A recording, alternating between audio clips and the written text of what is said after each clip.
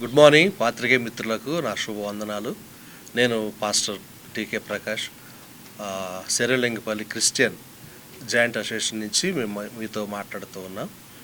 అలాగే ఈ ఉదయకాల సమయమున మీతో ఈ రీతిగా మాట్లాడటానికి మిమ్మల్ని అందరిని ఆహ్వానించడానికి గల ఒకే ఒక కారణం, మరి సుప్రీంకోర్టు ఇచ్చినటువంటి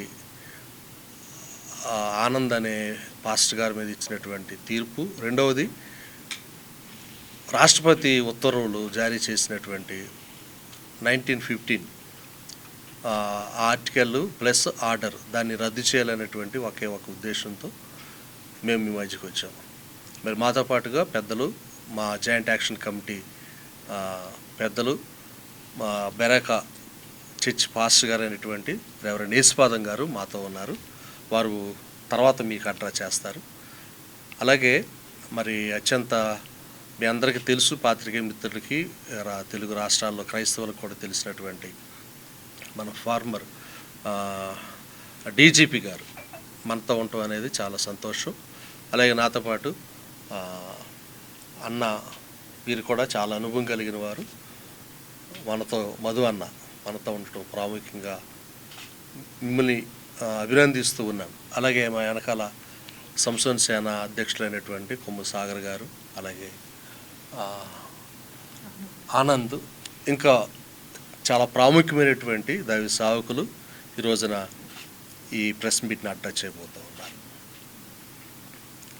ఒకే ఒక అంశం ఏంటి అని అంటే, మరి దళిత క్రైస్తవులు ఎదుర్కొంటున్నటువంటి ప్రాముఖ్యమైనటువంటి సమస్య, ఇటువరకు ఎస్సీస్ ఎవరైతే దళితులుగా ఉన్నారో వారికి ఇచ్చినటువంటి రిజర్వేషన్స్ మన సుప్రీంకోర్టు ఇచ్చినటువంటి ఆనంద్ కేసులో దాన్ని, అది వ్యక్తిగతమైంది అయినా కూడాను చాలా పత్రికలు దాన్ని చాలా పెద్దగా చేసి, అది క్రైస్తవ సమాజం అంతటికీ దాన్ని వర్తింపజేసే విధంగా దాన్ని చాలా హైలైట్ చేశారు. అయితే అది పూర్తిగా విరుద్ధమైనది. మేము దాన్ని పూర్తిగా ఖండిస్తూ ఉన్నాం. అది చాలా విరుద్ధమైనది. అయితే మా డిమాండ్, ప్రత్యేకమైనటువంటి డిమాండ్ ఏంటంటే, రాష్ట్రపతి ఉత్తర్వులు ఏమైతే ఉందో 341 అనుసరించి ఆయనకు విశేష అధికారం ఉంది. దాన్ని ఎవరు తప్పు పడతలేదు. విశేష అధికారము ఎంతవరకు అని అంటే, ఏ కులము ఏ జాబితాలో ఉండాలి అనేటువంటిది. ఫర్ ఎగ్జాంపుల్ మాల అనే కులం ఆంధ్ర తెలంగాణలో అది దళిత కులంగా ఉంది. అదే మహారాష్ట్రకి వెళ్ళేపాటికి అది ఉన్నతమైన కులంగా ఉంది. దాన్ని ఏ రాష్ట్రంలో ఎలా ఉండాలి అనే దాన్ని డిసైడ్ చేయడానికి 345 ఉంది. అయితే దాన్ని ఆశ్రయం చేసుకుని ఆయన ఇచ్చినటువంటి ఉత్తర్వులు కంప్లీట్గా దళిత వర్గాన్ని, మరి దళిత క్రైస్తవులకు అది అన్యాయం జరుగుతూ ఉంది. ప్రత్యేకంగా ఈరోజు ఈ మాట్లాడడానికి గల కారణం, రాష్ట్రపతి ఉత్తర్వులను అది రద్దు చేయాలి, కంప్లీట్గా రద్దు చేసి దళిత క్రైస్తవులకు వాళ్ళ మనోస్థైర్యం, ఇప్పటికీ వాళ్ళు అదే పరిస్థితిలో ఉన్నారు. చాలా అన్యాయాలు జరుగుతూ ఉన్నాయి, దాడులు జరుగుతూ ఉన్నాయి, భయంకరమైనటువంటి దాన్ని ఏమంటారంటే సామాజిక పరమైనటువంటి ఆ భేదాలు ఇంకా కనపడుతూ ఉన్నాయి. కాబట్టి మేము ఈ రోజున మా డిమాండ్ ఖచ్చితంగా దాన్ని రద్దు చేయాలి. అలాగే ఈ సమస్యను పరిష్కారం చేయడానికి బాలకృష్ణ కమిషన్ మరి వాళ్ళు ఏర్పాటు చేశారు. మేము బాలకృష్ణ కమిషన్ వారిని కూడా మేము ప్రత్యేకంగా విజ్ఞప్తి చేస్తూ ఉన్నాం. మీరు ఢిల్లీలో కూర్చుని మీ ముందుకు వచ్చినటువంటిది ఆల్రెడీ మీరు తీసుకున్న తీర్మానాలు కాదు, మీరు ప్రజల్లోకి రావాలి, తెలుగు రాష్ట్రాల్లోకి రావాలి. అది ప్రత్యేకంగా క్రైస్తవ సమస్య కాబట్టి మీరు సంఘాలకు రావాలి, సంఘాలను దర్శించాలి, క్రైస్తవ పెద్దలను, నాయకులని మీరు కలుసుకుని న్యాయమైన సమస్యకు న్యాయమైన పరిష్కారం జరిగించాలనేది మా ప్రత్యేకమైనటువంటి demand. Thank you very much. Serilingampally Christian joint action committee Hyderabad వారు ఏర్పాటు చేసినటువంటి ఈ పత్రికా సమావేశానికి వచ్చినటువంటి పాత్రికేయులకు అందరికీ, అలాగే దీంట్లో పాల్గొంటున్నటువంటి దైవజనులందరికీ కూడా నా వందనాలు తెలియజేసుకుంటూ ఉన్నాను. ఈ ఉదయకాలాన ఒక ముఖ్యమైనటువంటి అంశాన్ని మీ పత్రికల ద్వారా, మీడియా ద్వారా ప్రజలకు, పాలకులకు అందచేయాలనే ఉద్దేశంతో ఈ పత్రికా మీటింగ్ని ఏర్పాటు చేయటం జరిగింది, ప్రెస్ మీట్ని. మనందరికీ తెలుసు, గత మార్చి నెలలో సుప్రీంకోర్టు వాళ్ళు ఇచ్చినటువంటి తీర్పు, చింతాడ ఆనంద్ పాస్టర్ గారి విషయంలో ఇచ్చిన తీర్పు చాలా కలవరం క్రైస్తవ సమాజంలోనే కాదు, పూర్తిగా దేశంలో చాలా కలవరాన్ని రేపింది. అనేక మంది క్రైస్తవులు అంటే ఈ షెడ్యూల్ క్యాస్ట్గా ఉన్న వాళ్ళు చర్చిలకు వెళుతూ ఉన్నప్పుడు దళితులు వాళ్ళ క్యాస్ట్ సర్టిఫికేట్లను క్యాన్సిల్ చేయాలని చెప్పి డిమాండ్ చేస్తూ అనేక చోట్ల క్రైస్తవేతరులు వాళ్ళు ఆందోళన చేస్తూ ఉంటే, క్రైస్తవులు దళితులకు మాకు ఉన్నటువంటి ఈ మత స్వేచ్ఛను ఇది హరింపచేస్తుంది, మాకు మత స్వేచ్ఛ కావాలి అని చెప్పేసి ప్రతి చోట, ముఖ్యంగా తెలుగు రాష్ట్రాల్లో, తర్వాత నార్త్ ఇండియాలో కూడా చాలా చోట్ల ఆందోళన చేయటం మనం చూస్తూ ఉన్నాం. ఈ చింతాడ ఆనంద్ కేసు ఒక ఇండివిజువల్ కేసు, ఇందాక బ్రదర్ చెప్పినట్లుగానే అది ఒక ఇండివిజువల్ అప్పీల్ కేసు. అది ఆంధ్రప్రదేశ్ హైకోర్టు ఇచ్చినటువంటి ఒక జడ్జిమెంట్కి వ్యతిరేకంగా చింతాడ ఆనంద్ గారు సుప్రీంకోర్టుకి అప్పీల్ చేసినప్పుడు సుప్రీంకోర్టు ఒక జడ్జిమెంట్, అంటే ఈ ఆంధ్రప్రదేశ్ ఇచ్చినటువంటి హైకోర్టు ఇచ్చినటువంటి జడ్జిమెంట్ సరి అయినదే అన్నటువంటి కన్ఫర్మ్ చేస్తూ ఇచ్చింది.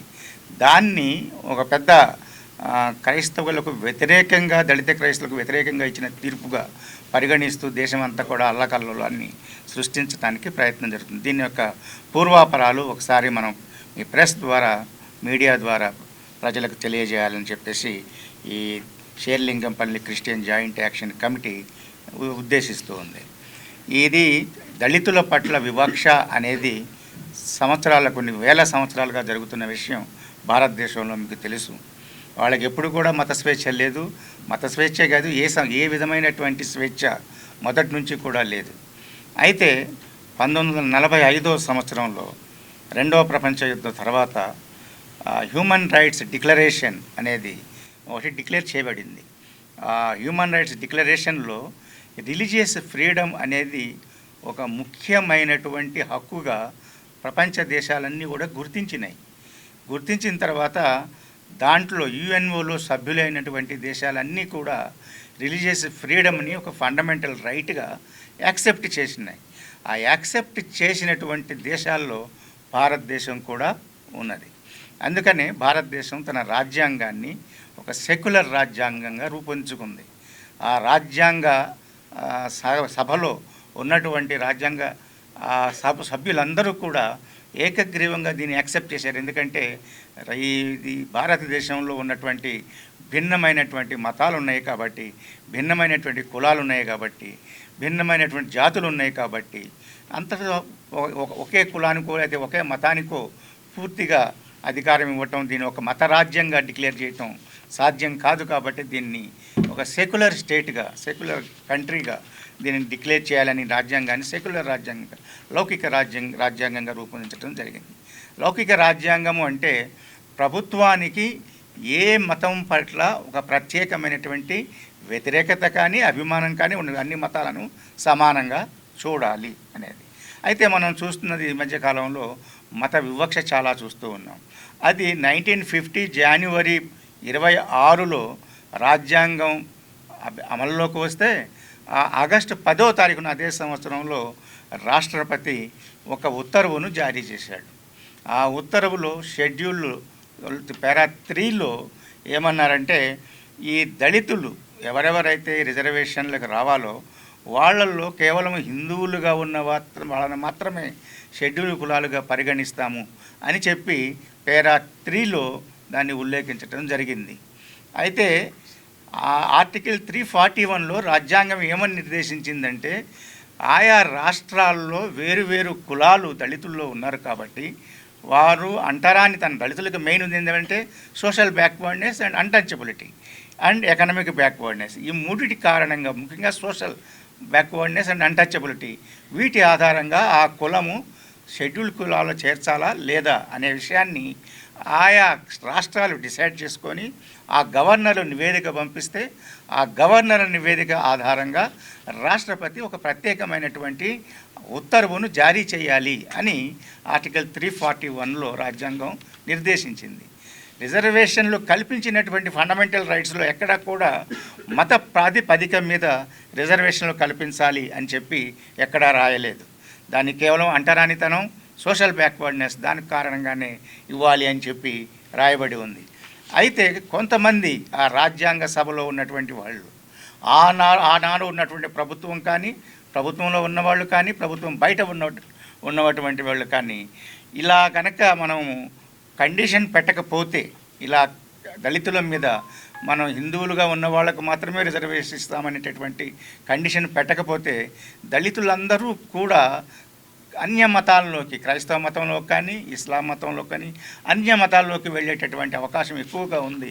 దాన్ని ఆపాలి ఈ మత మార్పిడిని అంటే ఈ కండిషన్ పెట్టాలి అని కొంతమంది ఒత్తిడి చేయటం వలన క్యాబినెట్లో ఆ నిర్ణయం తీసుకొని రాష్ట్రపతి 10వ తారీఖు ఆగస్టు 10న ఆ నిర్ణయాన్ని ఇవ్వటం జరిగింది.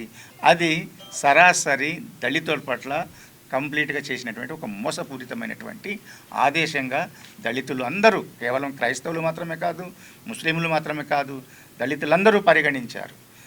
ఒక ఉద్యమం చేసిన తర్వాత 1956వ సంవత్సరంలో సిక్కులకు, 1990వ సంవత్సరంలో బుద్ధిస్టులకు, ఆ ఇద్దరిని ఈ హిందువులతో పాటు చేర్చారు. వీరికి కూడా షెడ్యూల్ కాస్టులుగా పరిగణించవచ్చు అని.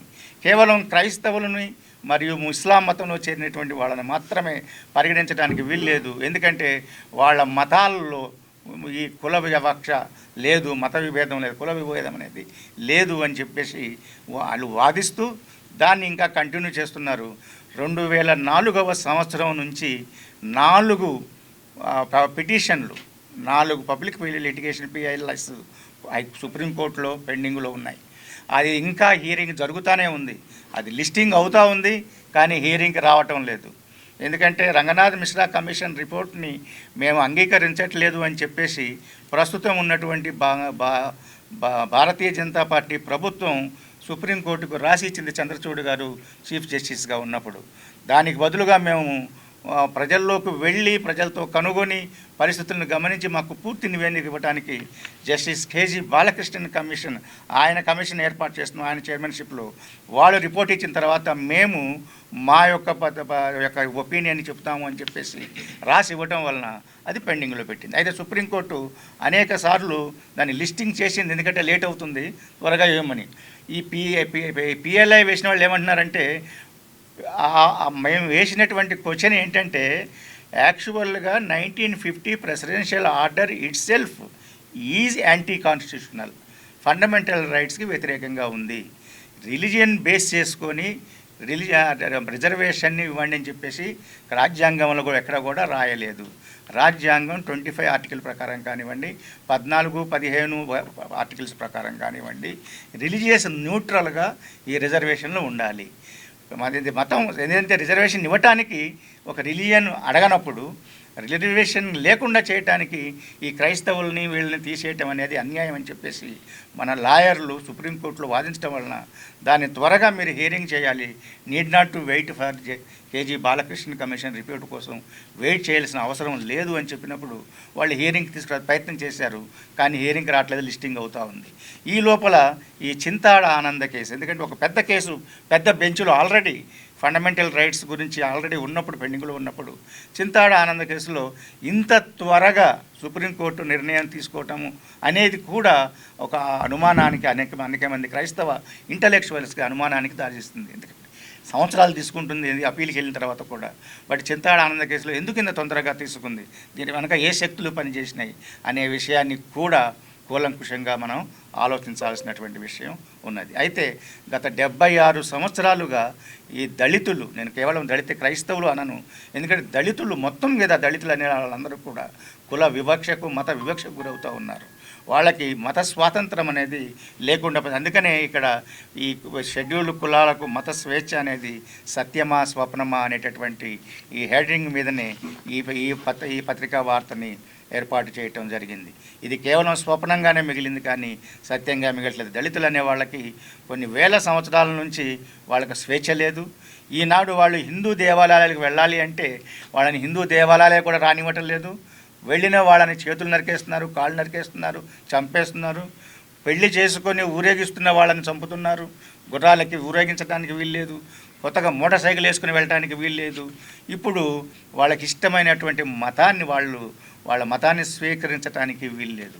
ఈ విధంగా దళితులు అనే వాళ్ళని వేల సంవత్సరాల నుంచి చేస్తున్నటువంటి ఆ దాడి, ఆ యొక్క ఏమంటామంటే దాన్ని ఆ యొక్క అన్యాయాన్ని ఇంకా ఈ హిందూ మతం కొనసాగిస్తూనే ఉంది. దీన్ని మేము ఖండిస్తూ ఉన్నాం. వెంటనే ప్రభుత్వాలు చర్యలు తీసుకోవాలి. ఇంతకుముందు ఇచ్చినటువంటి రంగనాథ మిశ్రా కంటే ముందు ఇచ్చినటువంటి కమిషన్లు కూడా అందరూ కూడా ఈ రిజర్వేషన్ అనేది రిలీజియస్ న్యూట్రల్గా ఉండాలని చెప్పేసి రిపోర్ట్లు ఇచ్చారు.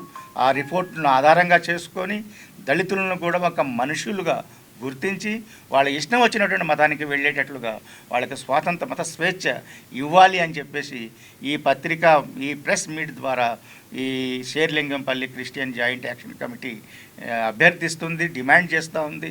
అట్లాగే ఈ సౌత్ ఇండియాలో ఉన్నటువంటి ఈ 4 అంటే ఇక బీజేపీయేతర ప్రభుత్వాలు, ఈ ప్రభుత్వాల్లో ఈ సౌత్ ఇండియాలోనే ఎక్కువగా దళిత క్రిస్టియన్స్ ఉన్నారు కాబట్టి ఈ ప్రభుత్వాలు చొరవ తీసుకొని మూడు రాష్ట్రాలు ఇప్పుడు కాంగ్రెస్ ప్రభుత్వం డైరెక్ట్గా ప్రభుత్వంలో ఉంది. 4వ రాష్ట్రంలో ఉమ్మడి ప్రభుత్వం ఉన్నది. కాబట్టి ఈ రాష్ట్రాల్లో ఉన్నటువంటి కాంగ్రెస్ పార్టీ వారు ఇంతకాలం తీసుకొచ్చింది వాళ్ళే, ప్రెసిడెన్షియల్ ఆర్డర్ తీసుకొచ్చింది కూడా వాళ్ళే దీన్ని సరి చేసుకోవాలంటే వాళ్ళే దీన్ని ఒక ఉద్యమంగా తీసుకొని చేయాలి. లేకపోతే ఈ దళితులు అందరూ, క్రైస్తవులనే కాదు దళితులు అందరూ కూడా ఒక పెద్ద ఉద్యమాన్ని మళ్ళా భారతదేశంలో తీసుకొచ్చేటటువంటి అవకాశం ఉంది.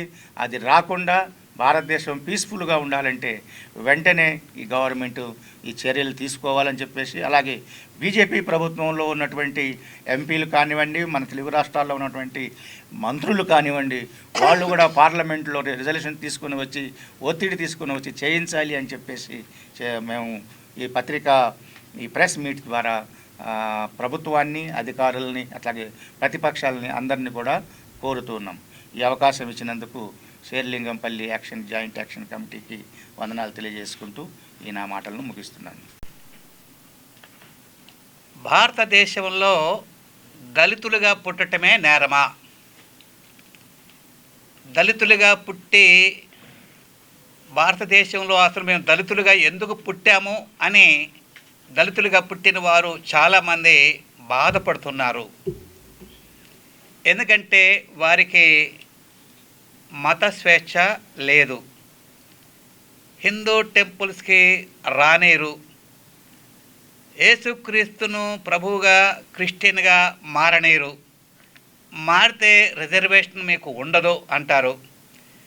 మరి భారతదేశంలో దళితులు కూడా మరి మెజారిటీ ఆఫ్ పీపుల్ ఉన్నారని సంగతి భారతదేశ సెంట్రల్ గవర్నమెంట్ వారికి, అన్ని ప్రభుత్వాలకి తెలుసు. కాబట్టి వారి పేకను ఒత్తాలని, వారి గొంతును ఒత్తాలని, వారిని మరి క్రైస్తవులుగా కన్వర్ట్ అయితే వారికి మతం మారినందున కులం మారదుగా, వారు క్రైస్తవులు అయినందుకు వారిని అగ్ర కులస్తులుగా చేస్తారా? వారికి దళితులు కాదు, వారి అగ్ర కులస్తులని కులం మారుస్తారా? కులం అనేది పోదు. వారు యేసు ప్రభువు నమ్ముకున్నంత మాత్రాన వాళ్ళకి రిజర్వేషన్ తీసివేయటం అనేది అన్యాయం. కాబట్టి క్రైస్తవులుగా అనేక మంది కన్వర్ట్ అవుతున్నారు దళితులు అని చెప్పని వీళ్ళు కన్వర్ట్ కానికుండా చేయాలని, దళితులకి మత స్వేచ్ఛ లేకుండా చేయటం ఇది మన దేశం చేస్తున్న అన్యాయం. కాబట్టి దయచేసి ఇప్పుడైనా రాష్ట్ర ప్రభుత్వాలు కానీ, కేంద్ర ప్రభుత్వం కానీ కళ్ళు తెరిచి దళితులు కూడా మన తోటి సోదరులే, వారికి కూడా మనతో పాటు అన్ని హక్కులు, సమాన హక్కులు వారికి కేటాయించాలి అని నిర్ణయానికి రావాలని మా యొక్క డిమాండ్. ఇప్పుడు మత స్వేచ్ఛను కట్టుదిట్టం చేస్తున్నారు. మీరు ఏ మతం పడితే ఆ మతంలో వెళ్ళటానికి వీలు లేదని, మీరు క్రైస్తవులు మాత్రం కాకూడదు, హిందువులుగానే ఉండాలి, మీరు క్రైస్తవ మతంలోకి వెళ్ళకూడదు అని బలవంతం చేయటం అది మంచిది కాదు. వారెవరైనా యేసు ప్రభువు నమ్ముకుని క్రైస్తవులైతే వారు బలవంతంగా మత మార్పిడికి గురయ్యారని వారి మీద నేరారోపణ చేయటం కూడా మంచిది కాదు. వారు ఎందుకు క్రైస్తవులుగా కన్వర్ట్ అవుతున్నారో అది గుర్తించి మరి దళితులకు సమన్యాయము జరిగించవలసిన బాధ్యత రాష్ట్ర కేంద్ర ప్రభుత్వాల మీద, నాయకుల మీద ఉన్నది అని ఈ సమయంలో నేను మీకు తెలియపరుస్తున్నాను. మరి ప్రియులారా, ఈ మాటలు గమనించండి. దళిత క్రైస్తవులకి మత స్వేచ్ఛను బంద్ చేసి రేపు వాక్ స్వేచ్ఛను కూడా బంద్ చేస్తారేమో. మీరు ఏది పడితే అది మాట్లాడకూడదు, మీరు ఎక్కడ పడితే అక్కడికి వెళ్ళకూడదు, ఏది పడితే అది నమ్మకూడదు. ఏందండి ఇది? ఫ్రీడమ్ లేకపోవడం ఏంటి? దేశానికి స్వతంత్రత వచ్చింది కానీ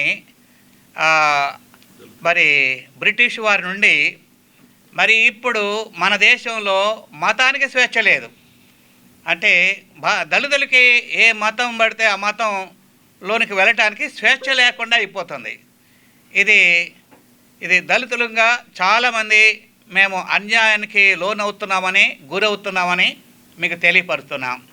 కాబట్టి మాకు తగిన న్యాయము మీరు చేయగలరని మరి మాలో ఉన్న బాధ, ఆక్రోశం ఏదైతే ఉందో అది మీకు వెల్లడి తెలియపరుస్తున్నాం.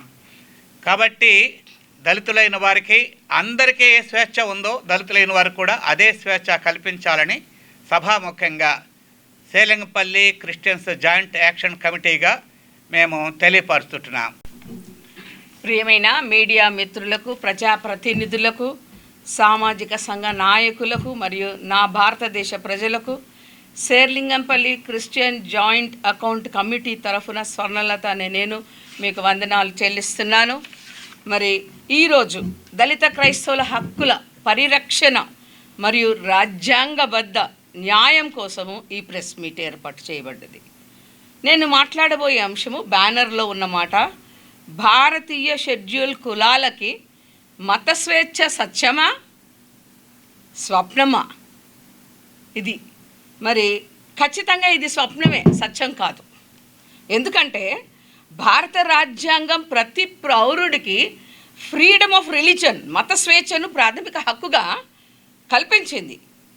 రాజ్యాంగంలోని ఆర్టికల్ 25 నుండి 28 వరకు ప్రతి పౌరుడు తనకు నచ్చిన మతాన్ని విశ్వసించడానికి, ఆచరించడానికి మరియు ప్రచారం చేయడానికి హక్కును కల్పించింది. మరి ఈ దేశంలో తరతరాలుగా వస్తున్న అంటరానితనముతో హిందూ మతంలో ఉండలేక, హిందూ మతం అనుసరించే అసమానత్వాన్ని, కులపరమైన వివక్షని భరించలేక దళితులు అనేక మతాలని ఆశ్రయించారు. ఈ స్వేచ్ఛను అడ్డుకోవడానికి 10 ఆగస్టు 1950 ప్రెసిడెన్షియల్ ఆర్డర్ ఉత్తర్వు చేయడం వల్ల క్రైస్తవులు అనేక రాజ్యాంగ హక్కులను కోల్పోతున్నారు. ఈ ఉత్తర్వులో మొదటిగా హిందూ మతానికి చెందిన దళితులకు మాత్రమే షెడ్యూల్ కులాల హోదా వర్తిస్తుందని పేర్కొన్నారు. తర్వాత 1955లో సిక్ మతానికి చెందిన దళితులను చేర్చారు. 1990లో బౌద్ధ మతానికి చెందిన దళితులను చేర్చారు. అయితే క్రైస్తవంలోనికి మారిన దళితులకు షెడ్యూల్ కులాల హోదా ఇవ్వకపోవడము మత స్వేచ్ఛ క్రైస్తవులకు స్వప్నంగానే మిగిలిపోయింది, సత్యంగా లేదు.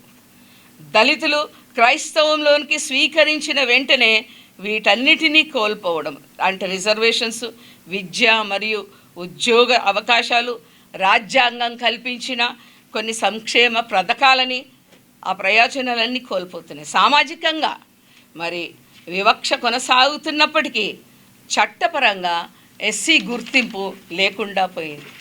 మత స్వేచ్ఛ ప్రతి భారతీయునికి ప్రాథమిక హక్కు కావున దళిత క్రైస్తవులకు ఎస్సీ హోదా కల్పించాలి.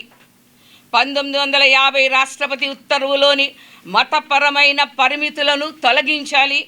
మత స్వేచ్ఛను పూర్తిగా గౌరవించాలి. దళితులందరికీ సమాన న్యాయము, సమాన హక్కులు కల్పించాలి. మత స్వేచ్ఛను పరిరక్షించాలి. భారత రాజ్యాంగం చెప్పిన సమానత్వము, స్వేచ్ఛ, సామాజిక న్యాయము విలువలను కాపాడాలని కేంద్రము మరియు రాష్ట్ర ప్రభుత్వాలు న్యాయ వ్యవస్థను మరియు ప్రజాస్వామ్య శక్తులన్నిటినీ మేము కోరుచున్నాము. కావున ఈరోజు జరిగిన ఈ భారతీయ షెడ్యూల్ కులాల మత స్వేచ్ఛ సత్యం అవుతుందని నమ్ముచున్నాము. స్వప్నంగా కాకుండా సత్యం కావాలని నమ్ముచు ధన్యవాదాలు తెలియజేస్తున్నాను. Serilingampally Christian joint action committee తరఫున ఈ యొక్క ప్రెస్ మీట్ ఏర్పాటు చేయటం జరిగింది. నా పేరు కొమ్ము విద్యాసాగర్.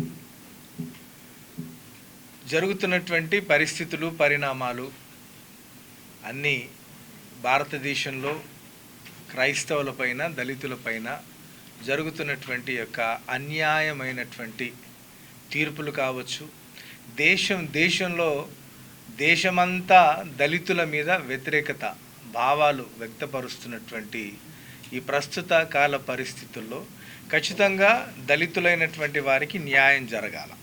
న్యాయం జరగాలి అంటే మాలాంటి వాళ్ళు పూనుకుంటేనే జరిగేటటువంటి పని కాదు. ఖచ్చితంగా తెలంగాణ రాష్ట్ర ముఖ్యమంత్రి గౌరవనీయులు రేవంత్ రెడ్డి గారికి మేము అప్పీల్ చేస్తున్నాం. 1950లో ఇచ్చినటువంటి ప్రెసిడెన్షియల్ ఆర్డర్ ఏదైతే ఉందో అది అప్పటి నుండి ఇప్పటి వరకు మరి కాంగ్రెస్ హయాంలోనే అది వచ్చింది. కాబట్టి తప్పు ఎవరి ద్వారా జరిగిందో వారి ద్వారానే మరి తిరిగి అది ఒప్పు జరిగేలా చూడాలి అని ఖచ్చితంగా మరి రాహుల్ గాంధీ గారితో మరి రేవంత్ రెడ్డి గారు సమావేశాన్ని ఏర్పాటు చేసి తెలంగాణ ప్రాంతంలో, ఆంధ్రప్రదేశ్ ప్రాంతంలో జరుగుతున్నటువంటి ఈ యొక్క వివక్ష రెండు తెలుగు రాష్ట్రాలే కాదు కానీ యావత్ భారతదేశంలో జరుగుతున్నటువంటి దళితులపైన దండయాత్ర ప్రారంభించబడినటువంటి ఒక 12 సంవత్సరాల ఈ యొక్క ప్రస్థానంలో నలిగిపోతున్నటువంటి దళితుల మనోభావాలను గుర్తించేటటువంటి ఒక కార్యక్రమాన్ని ఖచ్చితంగా ప్రభుత్వం పూనుకుంటే జరిగేటటువంటి కార్యక్రమం ఇది. ఒకవేళ ప్రభుత్వాలు అలసత్వం వహిస్తే ఖచ్చితంగా దళితులైనటువంటి వారు రోడ్లు ఎక్కాల్సినటువంటి పరిస్థితి వస్తుంది. ఎందుకంటే మేము భారతీయులం, మాకు సమాన హక్కులు కావాలా. మేము భారతదేశంలో జీవిస్తున్నాం, భారతదేశం నా మాతృభూమి అని సగర్వంగా మేము చెప్పుకునేటటువంటి వారం. క్రైస్తవులు లేకపోతే దళితులు దేశద్రోహులు కాదు. దేశాన్ని బాగుపరిచేటటువంటి క్రమంలో దేశంలో అత్యున్నతమైనటువంటి స్థాయిలో ఉన్నవారి ఇంట్లో సహితము లేకపోతే చిన్నవారి ఇంట్లో సైతము పని చేసేటటువంటి ఒక పనివాడిగానే పరిగణించేటటువంటి యొక్క దళితుల దీన స్థితి, రాకెట్ యుగంలోనికి వచ్చాం, కంప్యూటర్ యుగంలోనికి వచ్చాము అని ప్రగల్భాలు పలుకుతూ లేకపోతే దేశాలు ప్రపంచం చాలా అత్యున్నతమైనటువంటి స్థాయిలోనికి నడిపించబడింది, మేము చాలా ఉన్నతమైనటువంటి స్థితిలోనికి వెళ్ళాము అని చెప్పుకునేటటువంటి మరి లేకపోతే మన దేశం గురించి నేను మాట్లాడుతూ ఉన్నా. ఖచ్చితంగా మా స్థానం ఎక్కడ, మా పరిస్థితి ఏంటి అంటే జీవించినంత కాలం ఒక స్వేచ్ఛ లేనటువంటి మత స్వేచ్ఛ లేదు, భావ స్వేచ్ఛ లేదు. ఏ మతాన్ని ఎంచుకోవాలో మరి తీసుకుంటే ఎంచుకున్నటువంటి ఆ యొక్క మార్గాన్ని కూడా తప్పని లేకపోతే కఠినమైనటువంటి ఆంక్షల మధ్య మరి నలిపివేస్తున్నటువంటి పరిస్థితుల్లో ఒక మాట చెప్తా ఉన్నా, ఒక మాట నేను మీకు జ్ఞాపకం చేస్తూ ఉన్నా. మరి బైబిల్ గ్రంథం చెప్తుంది ఒక మాట, నిర్గమాకాండ 1వ అధ్యాయంలో ఇశ్రాయేలీయులను శ్రమపరిచే కొలది వారు బహుగా విస్తరించిరి అని. ఈ శ్రమ, ఈ యొక్క అణిచివేత ధోరణి ఖచ్చితంగా రాబోయేటటువంటి దినాల్లో మహా విప్లవాన్ని దేశం యావత్తు నలుమూలల నుండి మరి దళితులైనటువంటి వారు, క్రైస్తవులైనటువంటి వారు లేస్తారు. మత స్వేచ్ఛ రాజ్యాంగం ఇచ్చినటువంటి హక్కు, దాన్ని కాలరాసేటటువంటి హక్కు ఎవరికి లేదు.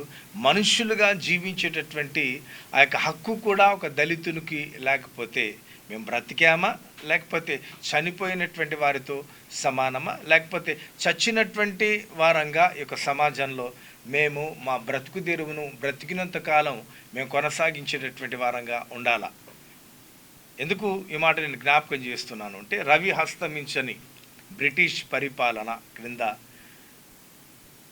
అవమానాలు, శ్రమలు నలిగిపోయినటువంటి భారతావని 1947లో స్వాతంత్రం వచ్చిన తర్వాత, స్వతంత్రం వచ్చిన 3 సంవత్సరాలకే ఈ యొక్క ప్రెసిడెన్షియల్ ఆర్డర్ రావటం 1950లో. అప్పుడు వివక్షే. స్వతంత్రం వచ్చిన తర్వాత కూడా స్వతంత్ర భారతావనిలో స్వతంత్రంగా జీవించేటటువంటి, అసలు జీవించేటటువంటి హక్కే లేనటువంటి ఒక దుర్భరమైనటువంటి పరిస్థితి.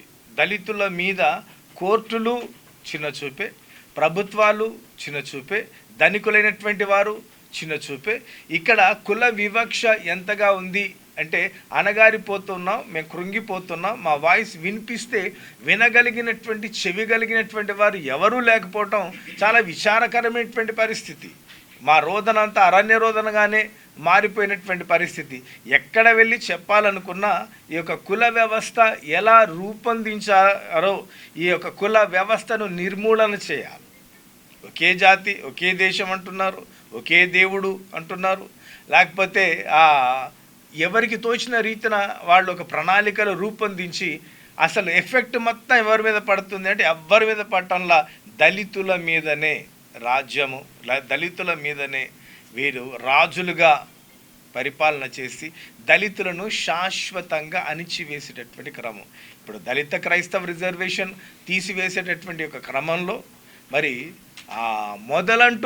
మొదలంటూ క్రైస్తవ్యము భారతదేశంలో లేకుండా చేసేటటువంటి ఒక భయంకరమైనటువంటి ప్రణాళిక ఇది. ఎందుకంటే ముందుగా దళిత రిజర్వేషన్ తీసేస్తే క్రైస్తవ సంఘాల్లో ఉండేటటువంటి బలం తగ్గిపోతుంది. కాబట్టి బలము తగ్గిన మరుక్షణమే క్రైస్తవ సంఘాల మీద, సేవకుల మీద, మరి నాయకుల మీద ఖచ్చితంగా దాడులు విపరీతంగా పెంచేటటువంటి యొక్క ధోరణి భారతదేశంలో కొంతమంది కలిగి ఉన్నారు. దాన్ని తీవ్రంగా మేము చాలా క్లియర్గా చెప్పింది.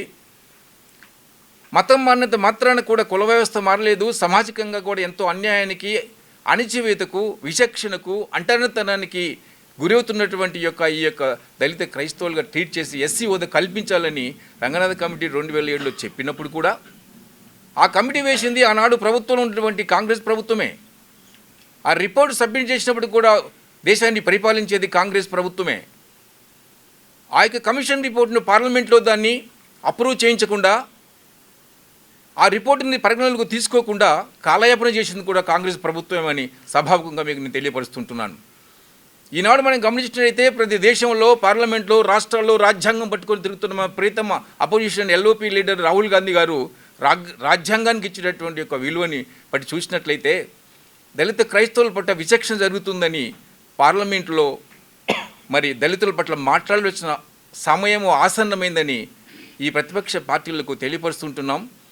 వారి యొక్క ప్రభుత్వమే ఈ తెలంగాణ రాష్ట్రంలో ఉంది, కర్ణాటకలో ఉంది, కేరళలో నూతనంగా వచ్చింది, తమిళనాడులో మరి ఆ కోయిలిషన్ గవర్నమెంట్గా జరుగుతుంది. కనుక రాహుల్ గాంధీ గారు చొరవ తీసుకొని ఈ యొక్క మరి బాలకృష్ణ కమిషన్ సబ్మిట్ చేయబోయే రిపోర్టులు కానీ పార్లమెంటు డిస్కషన్ చేసేటప్పుడు కూడా మరి దాన్ని బేరీజ్ వేసి క్రైస్తవ దళితులకు న్యాయం జరిగేటట్టుగా చూడాలని కూడా సభాముఖంగా మేము ఈ అపోజిషన్ పార్టీలకు కూడా తెలియపరుస్తుంటున్నాం. అంత మాత్రమే కాకుండా పాలక వర్గాలు, రాజ్యాలు, ప్రభుత్వాలు, ప్రస్తుతం ఉన్న ప్రభుత్వం కూడా ఏం చెప్తుందంటే ఈ దళిత క్రైస్తవులకు రిజర్వేషన్ ఇచ్చినట్టయితే వేరే వారికి అన్యాయం జరుగుతుందని చెప్తూ ఉంటుంది, ప్రక్కదారి పట్టించడానికి ప్రయత్నాలు చూస్తుంది. కానీ 2007లో రంగనాథ కమిటీ మిశ్రా క్లియర్గా ఏం రిపోర్ట్ ఇచ్చిందంటే ఎస్సీలో ఉన్నటువంటి 15% రిజర్వేషన్ కంటిన్యూ చేస్తూ అందులో ఉన్నటువంటి దళిత క్రైస్తవులకు వాళ్ళ హార్డ్లీ జనాభా సెన్సస్ ప్రకారం, ఎన్ఎస్ఎస్ లెక్కల ప్రకారము వారి యొక్క జనాభా 2 నుంచి 3% కంటే ఎక్కువ లేదు. కనుక వారిని ఎస్సీ రిజర్వేషన్ ఉంచి దళిత క్రైస్తవులుగా ట్రీట్ చేస్తే ఆ 15% గవర్నమెంట్ ఇచ్చిన రిజర్వేషన్లో ఎటువంటి కూడా తారతమ్యం ఉండదు. రిజర్వేషన్ కోట పెంచనక్కర్లేదు. ఏ కమ్యూనిటీ కూడా, ఏ కులం కూడా రిజర్వేషన్ కోల్పోదని ఆ యొక్క రంగనాథ్ కమిటీ మినిస్టర్లో చాలా కరకండిగా రంగనాథ్ మినిస్టర్ గారు దానిలో ప్రపోజ్ చేశారు. అయితే దాన్ని keeping in to the consideration and not to take the facts of the Ranganath committee report as the supreme court pending the orders. And to our surprise, the government is ordered one more commission in October 2022, KG Balakrishnan Commission. ఒక విషయం మనకు క్లియర్గా అర్థమవుతుందంటే 11 సంవత్సరాల నుంచి retribution number 180/2011 సుప్రీంకోర్టులో 5 మంది జడ్జిల ముందు pending ఉన్నటువంటి కేసు ఉన్నా కూడా, ఇది దళితులకు అన్యాయమని కమిషన్లు చెప్తున్నా కూడా ఆ రిపోర్టుని పరిగణలోనికి తీసుకోకుండా 2022లో మరి కేజీ బాలకృష్ణ కమిషన్ని వాళ్ళు అపాయింట్ చేస్తూ కూడా ఈ మార్చి 2025లో జడ్జిమెంట్ ఇవ్వటం అంటే దీని వెనుక ఉన్నటువంటి యొక్క అర్థం ఏమిటో చాలా క్లిష్టంగా మనకు అర్థమవుతుంది. ఒక కమిషన్ రిపోర్టు పార్లమెంటు డిస్కషన్ చేయకుండా, సుప్రీంకోర్టులో కేసు డిస్పోజ్ కాకుండా ఒక కమిషన్ మీద ఒక నిర్ణయం తీసుకోకుండా సుప్రీంకోర్టు డెసిషన్ ఇస్తున్నాయంటే దాని అర్థం ఏంటో మనకు క్లియర్గా అర్థమవుతుంది. ఎవరికి ఎటువంటి అన్యాయం లేదు. వాళ్ళు చెప్పేటువంటి పద్ధతులు ఎస్సీకి అన్యాయం జరుగుతుంది, దళిత క్రైస్తవ రిజర్వేషన్ ఇస్తారని చెప్తున్నారు, కానీ అందులో ఎటువంటిది లేదు. ఆ జనాభే ఈ జనాభే ఆ మతం మన క్రైస్తవత్వం నమ్ముకొని మరి ఉన్నటువంటిది ఆ 2 to 3% వలన ఎటువంటి రిజర్వేషన్లో డిఫరెన్స్ రాదు అని మరి ఆ యొక్క మేధావి మరి రంగనాథ మిశ్ర గారు కూడా ఆ యొక్క రిపోర్ట్ ఇచ్చారు. ప్రియమైనటువంటి సహోదరులారా, 20 సంవత్సరములుగా మరి ఈ కేసులన్నీ కూడా సుప్రీంకోర్టులో పెండింగ్లో ఉన్నాయి. కాబట్టి ఇంకా ఎంతకాలం కావాలి? ఎంత విచక్షణకు ఈ క్రైస్తవ దళితులు గురి కావాలి? ఎంత విధంగా మరి క్రైస్తవులు ఇంకా కూడా అణచివేయబడాలి, అన్యాయానికి గురి కావాలి? మనం చూస్తున్నట్టయితే ఛత్తీస్గఢ్లో కానీ మన ప్రక్క రాష్ట్రమైన ఆంధ్రప్రదేశ్లో కానీ చాలా మరి పరిస్థితులు గంభీరంగా కనిపిస్తుంటున్నాయి. మరి ఏ హోదాలో ఒక ఎమ్మెల్యే గారు ఆంధ్రప్రదేశ్ ప్రభుత్వంలో దళిత క్రైస్తవుల మీద దండయాత్ర సాగిస్తూ గర్భాఫీసుకు తీసుకొని రావాలని చెప్తూ చర్చిలను ధ్వంసం చేస్తూ స్త్రీలను చెరబడుతూ అనేక విధంగా అన్యాయం జరుగుతున్నటువంటి యొక్క తరుణము మన ప్రక్క రాష్ట్రంలో జరుగుతూ ఉంటుంది. కాబట్టి మరి ఏ యొక్క అధికారంలో ఏ యొక్క ఆర్డర్స్ ప్రకారము ఏ యాక్ట్స్ ప్రకారము ఇది జరుగుతుందో మాకైతే అర్థం కావట్లేదు. కానీ ఇది వివక్షగా మేము భావిస్తుంటున్నాం. ఈ అన్యాయానికి అంతం లేదా? మాకు న్యాయం జరగదా? తీర్పు రాకముందే న్యాయాలు మరి జడ్జిమెంట్ మా మీద రుద్దుతారా? రీసెంట్గా ఉన్నటువంటి చింతనానంద్ యొక్క రిపోర్టు ఆ యొక్క జడ్జిమెంట్ మేము చూసినట్లయితే సుప్రీంకోర్టు ఒక పద్ధతిలో మీరు అంటే ఒక తరుణం మనం చూసినట్లయితే ఒక చీఫ్ జస్టిస్ ఆఫ్ సుప్రీంకోర్టు వాళ్ళు రిటైర్డ్ రిపోర్టు పెండింగ్లో ఉండగా subject to the pending disposal of the case the supreme court with in front of the 5 judges దాన్ని పరిగణలోకి తీసుకోకుండా ఆంధ్రప్రదేశ్ హైకోర్టు ఇచ్చిన జడ్జిమెంట్ని ఇది సబబే అని చెప్పడంలో ఎంతవరకు న్యాయం అనేది ఒకసారి మరి మేధావులు దీన్ని ఆలోచించవలసిందిగా కూడా మేము మరి వారికి తెలియపరుస్తుంటున్నాం. చివరిగా మా యొక్క డిమాండ్స్, మేము ఈ లైన్లో ఈ జాతికి అన్యాయం జరగకుండా ఉండాలంటే, ఈ దేశంలో మేము ఒక పౌరులుగా ఉండాలంటే మరి ఏ రాజ్యాంగం అయితే కులమత ప్రసక్తి లౌకిక రాజ్యాంగం అందరూ కూడా స్వేచ్ఛగా జీవించాలని చెప్పినటువంటి రాజ్యాంగం, అది మరి ప్రెసిడెన్షియల్ ఆర్డర్ 1950 ఓవర్సైడ్ దాన్ని సూపర్సైడ్ చేసి అన్యాయం చేస్తుందో, ఆ పారా 3 of the presidential order 1950 should be deleted. Otherwise దాంట్లో ఏ సిక్కులకు బౌద్ధులకు మీరు యాడ్ చేసినారో ఈ దళిత క్రైస్తవులకు కూడా అందులో యాడ్ చేసి వీరు కూడా ఎస్సీ హోదా వీళ్ళు కలుస్తుందని యాడ్ చేయాల్సినటువంటి తరుణము మరి ఆ యొక్క మీరు చూపినటువంటి మార్గంలోనే మమ్మల్ని కూడా కన్సిడర్ చేయాలని కూడా మనం చేస్తుంటున్నాం. బాలకృష్ణ కమిటీ ఇచ్చినటువంటి రిపోర్టును ఇమ్మీడియట్గా కేజీ బాలకృష్ణన్ రంగనాథ కమిటీ మిశ్రా యొక్క ఆ ఇచ్చిన రిపోర్టుని కేజీ బాలకృష్ణన్ గారు కూడా దాన్ని పరిగణలోకి తీసుకోవాలి. ఎందుకంటే ఇంతకుముందు మరి 1956లో 90లో కూడా ఆ కమిషన్ చైర్మన్ ఇచ్చినటువంటి పరిగణలోకి తీసుకునే సిక్కులకు బౌద్ధులకు ఆ యొక్క స్టేటస్ కో మెయింటైన్ చేసినారు. కాబట్టి రంగనాథ కమిటీ యొక్క రిపోర్టును కూడా పరిగణలోకి తీసుకొని బాలకృష్ణ కమిటీ రిపోర్టు సబ్మిట్ చేయవలసిందిగా కూడా మేము మరి కోరుతూ ఉంటున్నాం. ఎక్కడో రాజధానిలో ఢిల్లీలో కూర్చొని మా యొక్క తలరాతలు అక్కడ కూర్చొని ఇక్కడ మా తలరాతలు రాస్తానంటే అది సబబు కాదు. సమాజంలో తిరిగి జనులతో మమేకమై పడుతున్న శ్రమలు చూసి ఆచరిస్తున్న పద్ధతులను చూసి వివక్షను చూసి గురి అయినటువంటి యొక్క మరి ఎవరైతే ఆ యొక్క బాధలకు గురి అవుతున్నారో వారికి సరిచూడాలని అవసరమైతే ఎత్తేయాలని కూడా మేము మరి విన్నపం తెలియజేస్తుంటున్నాం. కాబట్టి ఈ యొక్క దళిత జాతి మీద జరుగుతున్నటువంటి ఈ యొక్క మరి అటాక్స్ కానీ ఈ అన్యాయం కానీ విచక్షణ కానీ దీన్ని ఎదుర్కొనవలసిన తరుణం ఆసన్నమైందని మరి Serilingampally constituency Christian joint action కమిటీగా మేము ముందుకు వచ్చాం. పోరాడితే పోయేది ఏమీ లేదు బానిస సంఖ్యలు తప్పిస్తే. ఎంతకాలం మేము బానిసత్వంలో ఉండాలి? ఎంతకాలం విచక్షణ మేము గురి కావాలి? ఎంతకాలం ఈ అన్యాయానికి గురి కావాలి? ఎంతకాలం యొక్క మరి ఈ పాలక ప్రభుత్వాలు రాజ్యాలు మా మీద రాజ్యం వెళ్తుంటాయి? ఒక మనవి, భారతదేశంలో ఉన్నటువంటి 28 రాష్ట్రాల్లో ఉన్నటువంటి దళిత మంత్రులకు కూడా మేము విజ్ఞప్తి చేస్తుంటున్నాం. మీకు పదవులు వస్తే పెదవులు మూయబడినాయి, పెదవులు మూయబడతాయి. మీ జాతికి జరుగుతున్నటువంటి అన్యాయాన్ని ఎదిరించవలసిన తరుణం ఆసన్నమైంది కనుక ఈ భారతదేశంలో ఉన్నటువంటి యొక్క ప్రతి ఒక్కటువంటి మంత్రులు ఈ కోటాలో ఉన్నటువంటి మంత్రులు ఉన్నారో ఏ బాధ్యతను మీరు ఎంజాయ్ చేస్తుంటున్నారో దళిత జాతికి అన్యాయం జరుగుతూ ఉంది. దయచేసి ముందుకు రండి, అడ్డుకోండి. సమయం మీకుంది, మీకు ఒక పొజిషన్ ఉంది. పార్లమెంట్లో డిస్కస్ చేయండి, రాష్ట్ర ప్రభుత్వాలతో డిస్కస్ చేయండి, రాజ్యాంగాన్ని అమలు చేయమని కూడా మేము ప్రార్థిస్తూ ఉంటున్నాం. గొంతెమ్మ కోరికలు మేము కోరడం లేదు. ఉన్న హక్కులను మేము మామూలు హాయిగా జీవించమని మాకు అధికారం, మాకు ఒక ఒక ఒక అందరి వల్ల పౌరుల వల్ల మేము సెకండరీ సిటిజన్షిప్ కాకుండా అందరి పౌరుల వల్ల మేము జీవించాలని ఆశపడుతున్నాం.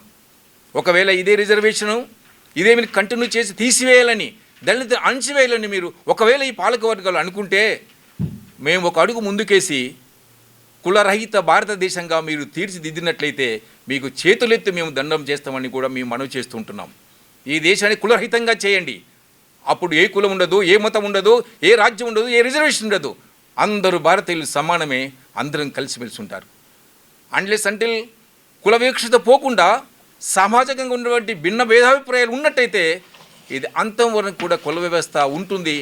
సామాజిక న్యాయం కోసము మరి ఈ యొక్క పౌరులను ఆదుకోవాల్సినటువంటి బాధ్యత పాలక వర్గాల మీద, ప్రభుత్వాల మీద, రాజ్యాల మీద ఉంటుంది. కనుక మాకు జరుగుతున్న అన్యాయాన్ని ఒకసారి మానవతా దృక్పథ కోణంతో ఇచ్చిన అధికారంతో మీరు మమ్మల్ని అణిచివేయకుండా మానవ జాతిగా మమ్మల్ని చూస్తూ యొక్క మానవ హక్కులను కాలరాయకుండా రాజ్యాంగం ఇచ్చినటువంటి హక్కులను మాకు కూడా వర్తింపజేసి ప్రెసిడెన్షియల్ ఆర్డర్ పారా 3ని దాన్ని మీరు క్యాన్సిల్ చేస్తున్నప్పుడు మాత్రమే దళిత జాతికి న్యాయం చేకూరుతుందని మనం చేస్తూ ఈ అవకాశం ఇచ్చిన మీ అందరికీ కూడా వందనాలు. థ్యాంక్ యూ కు విరుద్ధమైనటువంటి 1950 సంవత్సరపు షెడ్యూల్డ్ కులాల ఆర్డర్ను వెంటనే రద్దు చేయాలి. ఇవి మేము చేస్తున్నటువంటి డిమాండ్ నెంబర్ 1. నెంబర్ 2, మతం మారితే కులం మారదని సుప్రీంకోర్టు అనేక సందర్భాల్లో చెప్పింది. కాబట్టి వాళ్ళు ఇచ్చేటటువంటి జడ్జిమెంట్లో ఈ విషయాన్ని గుర్తుంచుకోవాలని చెప్పేసి కోరుతూ ఉన్నాం. దళితులు అందరికీ సమాన హక్కులు కల్పించాలి.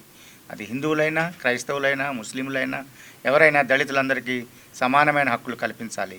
మత వివక్షతో దళితులను విభజించకూడదు. కేంద్ర మంత్రి కిషన్ రెడ్డి గారు, బండి సంజయ్ గారు చొరవ చూపి క్యాబినెట్లో చర్చించి దీనికి